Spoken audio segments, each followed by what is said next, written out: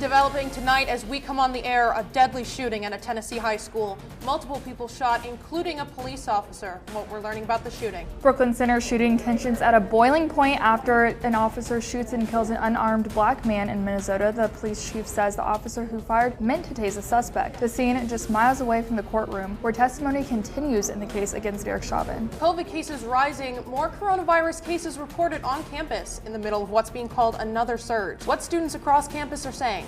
Spring allergies, April showers, May flowers, sniffling and sneezing, experts saying you should be ready. It was a warm day today, but cool temperatures are on the way. And could there now be an eighth wonder of the world? I'm Madeline Kerr. And I'm Lily Cedardahl, plus up to the minute weather conditions. This is Delaware County's only live newscast. From the heart of Ball State University, live from the Unified Media Newsroom, NewsLink Indiana starts right now. But first tonight, the latest on the shooting at a Knoxville, Tennessee high school. One person is dead and a police officer was shot after an armed male suspect entered the school around 3:15 p.m. Officers approached the suspect in a school bathroom and shots were exchanged. The officer has been transported to a hospital. The suspect was pronounced dead at the scene. The suspect was later identified as a student. NewsLink Indiana will update you with more information as we receive it on our Facebook page. The number of people getting vaccinated against COVID-19 increasing across the country, but so are the number of coronavirus cases. Some experts saying right now the U.S. is in the middle of another surge. Here on campus, more students testing positive. NewsLink Indiana's Tyler Brummett has been looking at the numbers today. Tyler, how bad is it getting? Well, Lily and Madeline, to put it in perspective, this week, last week in particular, was the worst week so far when it comes to the number of students who tested positive. So, of course, let's go ahead now and take a look at the COVID-19 dashboard here tonight. Of course, we are seeing those numbers pour in daily. This week, obviously, we can kind of ignore it right now as it only includes today, but the university reporting 47 cases last week. That's more than double what the previous week was. The dashboard says the week before that, which was March 29th to April 4th, 22 positive cases were reported. So let's go ahead now and take a look at the current quarantine and isolation capacity. It has decreased over the past few weeks, as you can see right there, 97.2% for isolation capacity and 96.1% for quarantine capacity. I did reach out to the university via email to ask if the increase in cases is concerning and if on-campus instruction is at risk.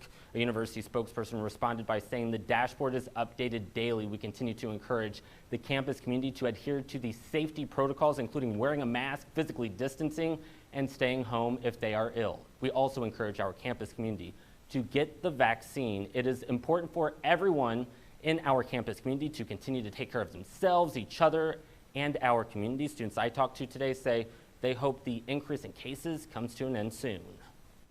I think it is really concerning. I think with the weather getting warmer, people are trying to be more lax with the masks and stuff, but I think as people get their vaccinations, that'll kind of bring it back down again. I feel like it's expected. You know, people are going out again. You know, obviously with the vaccine here again, so people are going out.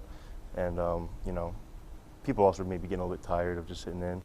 Now, one thing to keep in mind, even with the increase, the university is on pace to not even have half of the number of cases from last semester. In the fall, BSU reported 1,573 cases. This semester, 284 cases so far, as we reported less than 2 weeks ago.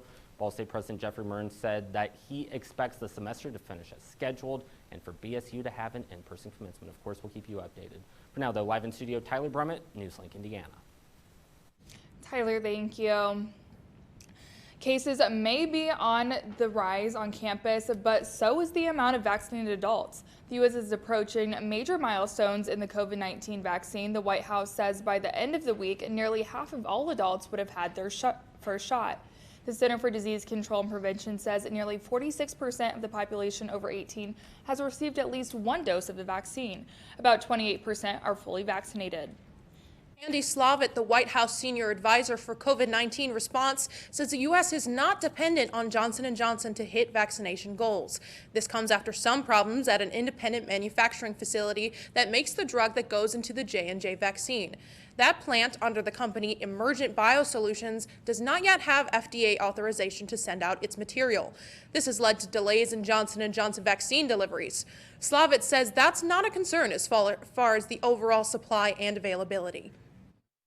We are pleased by the fact that Johnson & Johnson, in the meantime, has taken control of the plant, has eliminated the confounding factor of another vaccine being produced there, and they remain confident that they're going to be able to deliver at or near 24 million this month and over, and close to 100 million by May. Slavitt went on to say there were 90 million doses of COVID-19 vaccine delivered in the last 3 weeks. He added that there are enough doses to continue vaccinating Americans at 3 million per day and then some. Spring has sprung, and so has allergy season. NewsLink Indiana's Catherine Segal live tonight in the newsroom. Catherine, you spoke to a geography professor about Ball State's possible change in pollen.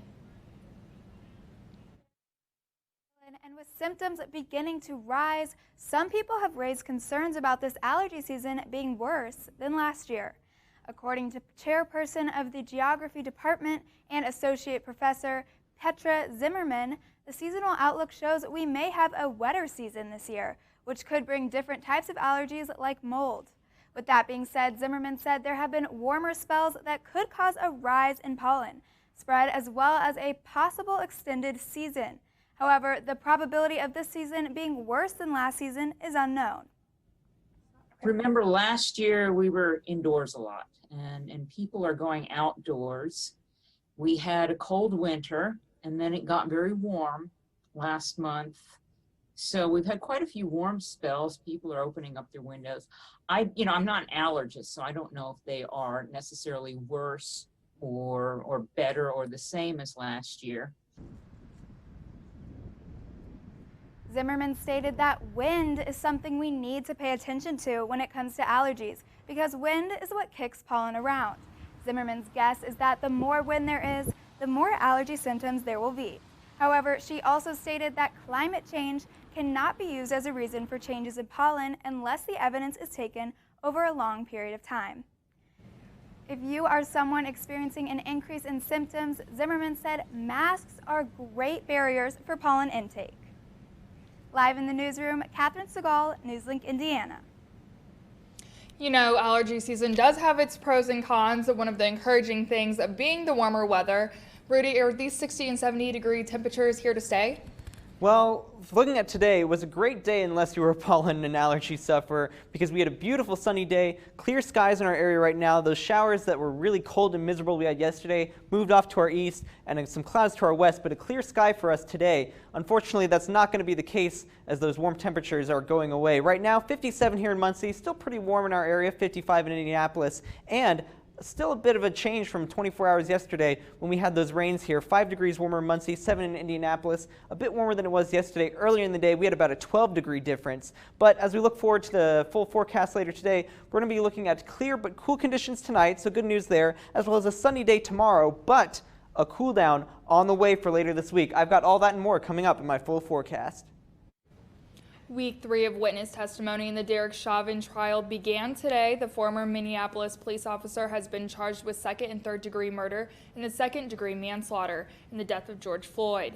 The ex-officer has not pleaded guilty. Last week, the prosecution relied on expert medical witness to present their case, saying Chauvin caused Floyd's death. The defense has argued Floyd's drug use and heart disease were more important contributing factors. Cardiologist Jonathan Rich took to the stand today, saying Floyd's death was preventable and not due to drug use. Today, members of Floyd's family also taking to the stand, talking about his life and reflecting on his love for his mother. He would always be up on our mom. He was a big mama's boy.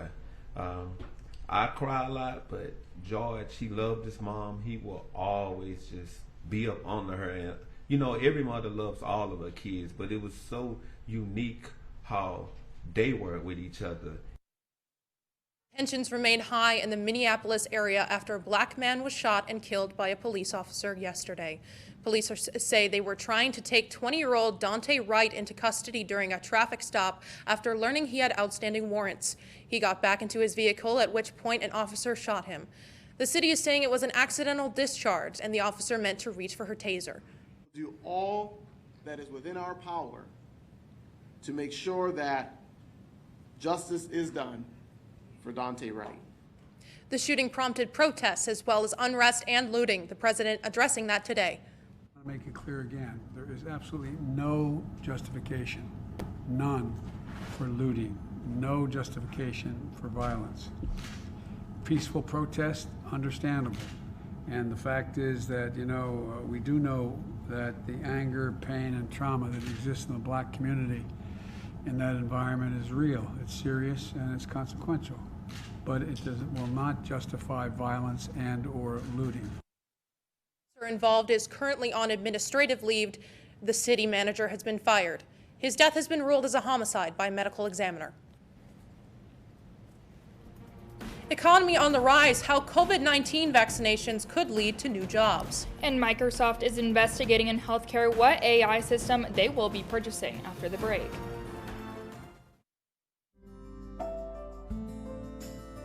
Riding the bus is an easy thing to do. Last year, we carried 60,000 riders from the Ball State area. 50,000 of those were students.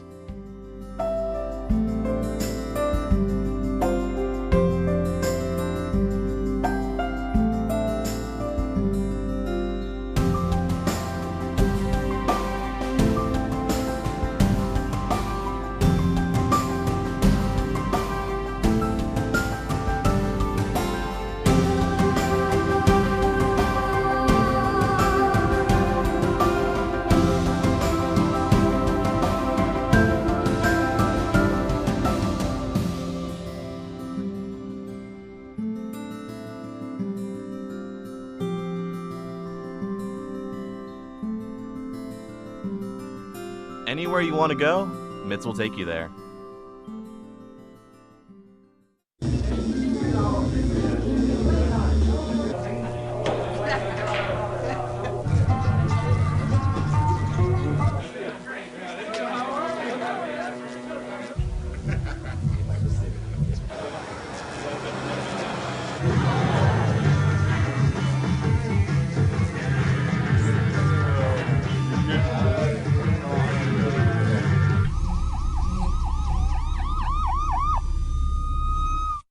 So, I just moved in with this family, and it's embarrassing. The little one, he likes to go outside and crawl around in the giant litter box. I don't know what he's doing. I mean, I was born and I knew how to use the litter box. Look at that! That's disgusting! Oh, poop already!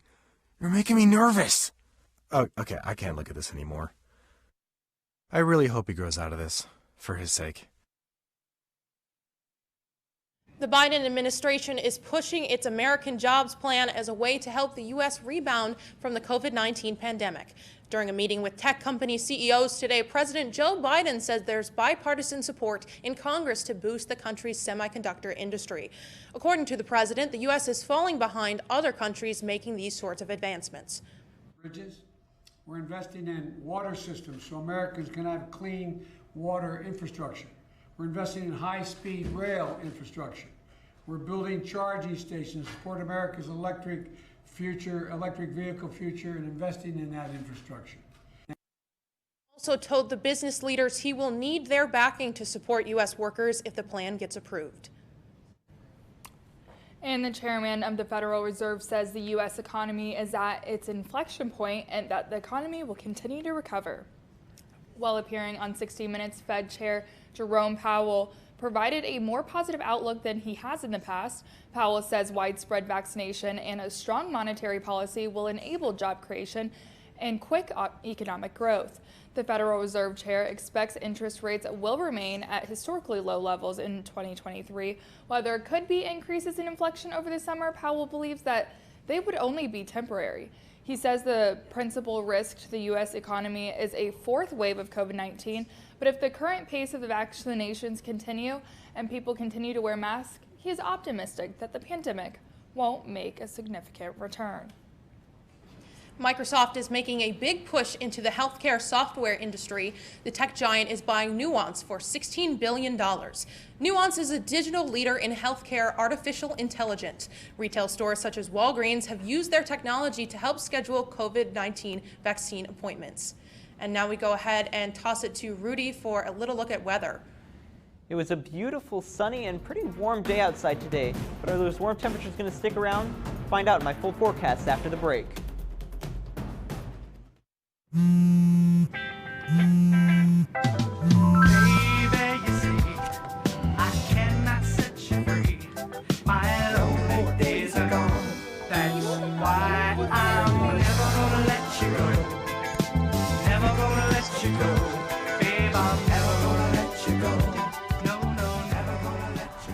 you go.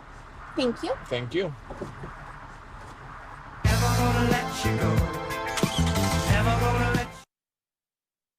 I think it's just vapor with flavor. It won't hurt my kid like cigarettes, right?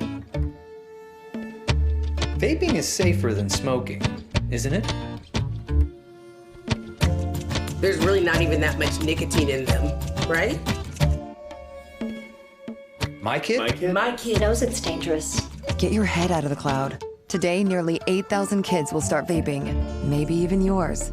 Learn about the dangers at talkaboutvaping.org. Emotes say a lot, but they can't say it all. Think your guildmate is struggling? Try these dialogue options.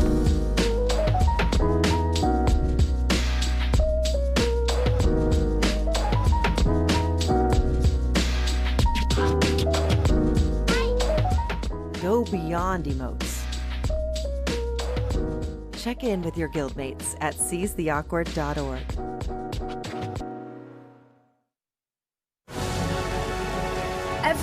Every day, millions of people are connecting. And even though we're overcoming obstacles, watching each other's backs, And banding together. we should still make an effort We should still make an effort. to get to know each other, On a deeper level. Father. cosplayer, Mentor. actor. It's time we take a step forward It's time we take a step forward. Come together and discover How accepting our differences can make us stronger. Welcome back. The time is 9:17. The sky seems to look a little bit clearer than it was earlier. Rudy, are these clear skies going to stay? Well, as of right now, you're right. There's some pretty clear skies over our area. On the radar, nothing in our area right now. And if we zoom out, this is actually the story for all of Indiana. We're right in this clear slot here in between some clouds and rain off to our west, and those nasty cold showers that we had yesterday have moved out to our east. Looking at our futurecast, we can see that, again, clouds clearing out, coming back, they just kind of come and go as we get through the next few days here. Nothing really too exciting, no precipitation and chances in the forecast, just some clouds coming through our area. Looking at the temperatures for the last 5 days, we have a bit of a temperature roller coaster that we've taken a ride on here. Starting middle of last week, some pretty above average temperatures. Our average temperature is 60 degrees this time of year, 84 on Wednesday. As we get through the week, those above averages coming down. Sunday, our first below average temperature day. But as we get into today, we had another above average temperature day. Our high today of 66 degrees, average 60 degrees for this day this year. Our high temperature record, though, 83 degrees back in 1977. Certainly not close to that temperature, but it was much warmer than it was yesterday with those below average yesterday, above average today. That meant for current temperatures in our area, still pretty warm, 57 in Muncie, 55 in Indianapolis, but compared to yesterday, that's quite a bit warmer. Now it's only about 5 degrees here in Muncie, 7 degrees warmer in Indianapolis, but a few hours ago, we were seeing temperature differences up into the 20-degree differences over the last 24 hours. Pretty significant changes there.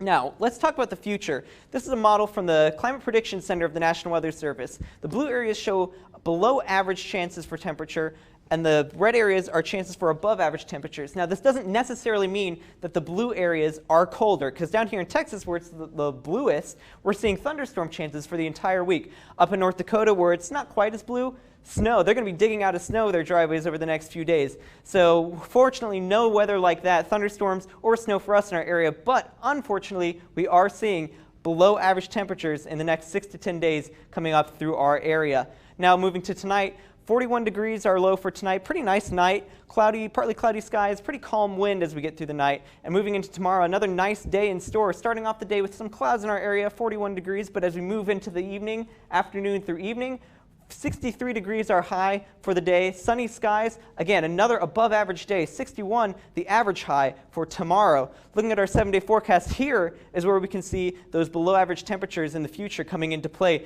Tuesday, the nice day again, but look as we get into Wednesday, Thursday, and Friday. Thursday, a high of only 52 degrees. And Wednesday and Thursday night, sheesh, 36 degrees are low. Pretty cold temperatures. And even into the weekend, those temperatures only getting up to around the 60s. So definitely some cooler temperatures in store from what we've been seeing, guys. Yeah, it's definitely, like you said in your weather forecast, it's definitely been a temperature roller coaster to say the least. Yeah, thank you so much, Rudy. We will now take it to Blake for a little look at sports. Well, quite a bit on tap for sports here tonight. We'll have a recap from all things Max Swimming, plus Pro Day right here at Ball State. We'll catch you up to speed on who's got the best speed heading into the NFL Draft and which Cardinals you may see on Sunday. Stick with us. Hey, did you know 2.4 million loving cats and dogs in shelters and rescues need our help to find a home? Let's go to theshelterpetproject.org and meet a few who are in a shelter near you. Harlow, oh, she's one great listener who loves to hear all your stories. My kind of cat. Cerulo is a sweet, goofy boy who's eager to please. Sounds just like another dog I know. So go to theshelterpetproject.org, search your local shelters and rescues, and go for a cuddle with your next best friend. Adopt. Problems. The ones nobody talks about at cocktail parties. We go looking for them. No matter the obstacles, no matter the odds, we surround a community's most critical problems, and we fight. United Way fights for the health, education, and financial stability of every person in every community. Will you? It doesn't take a scientist to cure hunger or a fancy economist to create safe housing. It takes imagination, creativity, sweat equity. And I think of kids going to school hungry. Hunger, homelessness. In this land of plenty, seriously? Come on, we could fix this. Help out, or don't. The choice is yours. Weeknights, NewsLink Indiana brings you the news before you go to bed. But Friday mornings, you're waking up with Cardinal weather. We've got the latest news headlines. Freezing temperatures have set in all the way down in Louisiana. One man dead after flooding in Venice, Italy. Up to the minute weather conditions. Cold temperatures are the story this morning. And of course, lots of fun. It is not funny. What on earth is happening there? I feel sorry for the little guy. I've got my socks on. Annie with her curly hair, which is actually never curly. Join us Friday mornings at 8 on Facebook Live. Welcome back to NewsLink Indiana. I'm Blake Dahlia with sports. Ball State wrapped up its pro day with a select 5 players to highlight their talents in the new practice facility. NewsLink Indiana's Vincent Martirano took us inside the new building and got a sneak peek of the soon-to-be pros. I owe Ball State a lot. You know, they've developed me in many ways, on and off the field. Like I just said, on and off the field. As they've developed me as much as a man as a football player. Antonio Phillips and his teammates Caleb Huntley, Antoine Davis, Joseph Greenwood, and Jacob White all prepared to showcase their talents in front of NFL scouts. It's like a game that, as far as like how you have to physically and mentally get ready. To go out there and perform and just play football and do what you've been doing since I was 6. With professional scouts watching their every move, these Cardinals will work on their game to succeed at the next level. Yeah, I've tried to develop in this process leading up until then is, obviously focus on some of the things. I feel like there's some of my weaknesses in my game as far as, getting bigger, stronger, faster. They will also have to show off their strengths for NFL teams to notice what they can do. My ball skills I can play the ball in the air pretty well. When the ball's in the air, I turn into a receiver, and that's the mentality I have. And then also, I feel like I tackle well in space, and whether it be in the outside, inside. Phillips and the team can't thank the coaching staff enough for helping them get to where they are today. Great coaches here, throughout my time, whether it be my position coaches, my head coach, my DC, OC, and stuff like that. They opened my eyes to new techniques and stuff, and just improved my game. In Muncie, Vincent Martirano, NewsLink Indiana. Now out to the golf course. Ball State women's golf placed atop the 14 teams at this past weekend's Dolores Black Falcon Invitational. The tournament dub was the first of the season and first for the team since 2019's Cardinal Classic. The Cardinals had 3 golfers finish in the top 5 of the final leaderboard. Junior Hadley Moritz placed 3rd, and senior Liz Kim and freshman Kaya Parrott both tied for 5th. Ball State looks to build off this tournament win heading into the MAC Championship. That's going to start April 23rd. And now the final day of swimming and diving MAC Championships. That was this Sunday, so let's take a look at some of those accolades. Freshman Joey Garberick won the 100-yard breaststroke championship, becoming the first Ball State champ since 2006. And he was also named to the first team All-MAC. Junior Hunter Onge won 3-meter diving and was named Most Outstanding Diver of the Year. Isaac Hunter won Freshman Diver of the Year, and Coach Jake Bremer taking home Diving Coach of the Year. And the icing on the cake, 5 school records on the day to boot. And now we want to speak of swimming, and actually our very own NewsLink Indiana's Philip Chorzay is a part of that swim team. And guys, did you hear about some personal bests he set this weekend? I have heard, and I'm interested to see those clips. Yeah, 2 personal bests set this weekend. He's been battling injuries all throughout his career. His first MAC title his junior year, first MAC title he was able to compete for, set 2 personal bests, and we're really proud of Philip here at NewsLink. So just wanted to extend a big congratulations to him from the sports department. Of course, and thank you so much, Blake. Now, Christ the Redeemer has some competition. What new statue could become the 8th wonder of the world? And we'll have one last final look at weather after the break. Stay with us.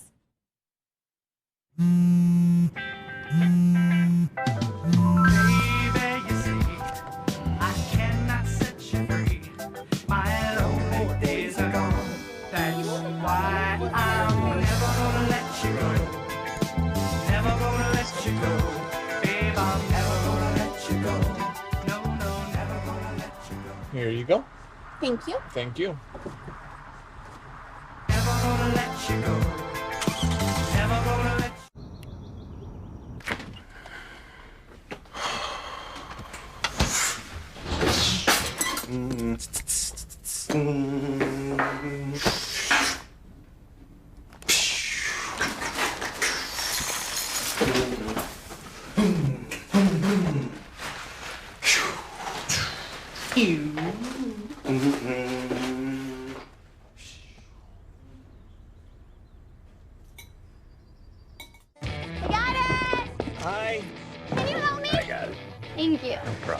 Just like the rules to surviving Zombieland, there are steps you can take to be prepared for an emergency. It's the right thing to do. Talk with your family to make a plan. Look for safe areas to meet up if separated. And stock up on supplies. It's never too early to get prepared, so start now. Right now? Right now. You can't predict emergencies, but you can be ready. You're welcome, America. Visit ready.gov today to learn more. Jordan knows he shouldn't eat this entire bowl of nachos, but tonight he's earned that right. Because a few hours ago, in the middle of happy hour, he recognized a sign. Not from the gods or a bolt of lightning, but from a double heart, a kissy face, and a 4th ha in ha ha ha. That's when Jordan knew he was buzzed. So when it was time to go, he got a ride home instead of driving. Be a legend like Jordan. Recognize your buzzed warning signs and get a ride home. Buzz driving is drunk driving. Welcome back. Now it's time for some of our anchor picks. One of the 7 wonders of the world may have some competition. Brazil is building a statue of Christ in the city of Encantado that is taller than the famous statue in Rio de Janeiro. The new statue, named Christ the Protector, will be 140 feet high with its pedestal. That's 16 feet higher than Christ the Redeemer. Its width from hand to hand will be 118 feet. Christ the Protector construction is underway, and it is planned to be inaugurated this September. And MasterCard will let you know your carbon footprint based on what you purchase. The credit card company has created a calculator to understand how spending habits contribute to carbon emissions. The tool doesn't track individual transactions, instead it focuses on spending specific categories. It calculates the impact of transactions by using an average footprint for different industries. This is MasterCard's latest move to be more sustainable. The company plans to reach net zero emissions by 2050. And now we turn to Rudy for one final look at weather. Yeah, after a nice day today, we're going to see some nice weather still in the forecast for tomorrow. But as we get into the later parts of the week, it'll start to cool down. And I'm sure missing those warm temperatures we saw last week, but something else I'm going to be missing. A lot of you may not know this, but tonight is actually Lily Cedardall's last time behind the desk here at NewsLink Indiana as we're wrapping up our semester. Yes, it's been an incredible 3 years, very bittersweet. Everyone here has been incredible. I've learned so much, but the organization is in great hands. It's been a pleasure working with you this semester, Lily. And that's all tonight for NewsLink Indiana. Be sure to join us again tomorrow night at 9, streaming live on the NewsLink Indiana Facebook page. And for news anytime, anywhere, go to ballstatedaily.com. Have a great night.